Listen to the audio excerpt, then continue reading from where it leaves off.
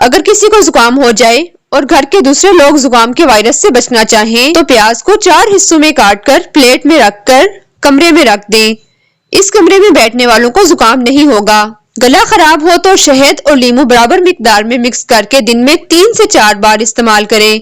گلے کو آرام ملے گا، حتیٰ کہ ٹانسلز ہوں تو بھی آرام آ جاتا ہے۔ بلغم والی کھانسی کا علاج: گیہوں 1 پاؤ مٹی کی ہنڈیا میں جلائیں، اسی برتن میں تھوڑی سی ثابت ہلدی بھی براؤن کر لیں، دونوں ملا کر پاؤڈر بنا لیں۔ آدھا چمچ بڑوں کے لیے اور چوتھائی چمچ بچوں کے لیے صبح شام دودھ یا شہد کے ساتھ کھا لیں۔ خشک کھانسی کا علاج: روزانہ رات کو 10 یا 12 بادام لے لیں، ان کو پوٹلی میں باندھ کر 10 منٹ بھاپ میں دم دے دیں۔ جب اچھی طرح دم ہو جائے تو چھلکا اتار کر دوبارہ گرم پانی کی بھاپ میں لٹکا کر گرم کر لیں، پھر گرم گرم بادام کھائیں۔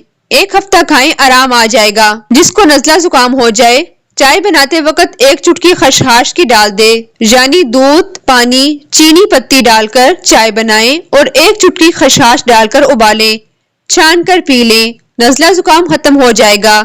نہایت آزمودہ ہے۔ تھوڑی مقدار میں السی کے بیج 1 گلاس پانی میں ڈال کر اس وقت تک ابالیں جب تک یہ گاڑھا نہ ہو جائے، پھر اس کو چھان کر چند قطرے لیموں کا رس اور شہد ملا کر نوش فرمائیں۔ نزلہ زکام اور کھانسی سے نجات کے لیے لاجواب ٹوٹکا ہے۔ موسم سرما شروع ہو رہا ہے، اس دوران گلے کی تکلیف اور سوزش کا ہو جانا ایک عام سی بات ہے، لیکن اسے معمولی سمجھ کر نظر انداز نہیں کرنا چاہیے۔ یہ نسخہ گلے کی خراش اور سوزش کے لیے بہترین ہے۔ 1 گلاس پانی میں 1 کھانے کا چمچ میتھی دانہ ڈال کر ابال لیں، نیم گرم ہونے پر اس سے دن میں 2 بار غرارے کریں۔ 2 دن کے استعمال سے ہی گلے کی خراش اور سوزش سے نجات مل جائے گی۔ خراب گلے کے لیے 1 کپ پانی میں 2 چٹکی اجوائن ڈالیں اور ابالیں۔ جب 3/4 کپ رہ جائے، پھر اس میں 1 چمچ شہد اور 1 چٹکی نمک ڈالیں اور پی لیں۔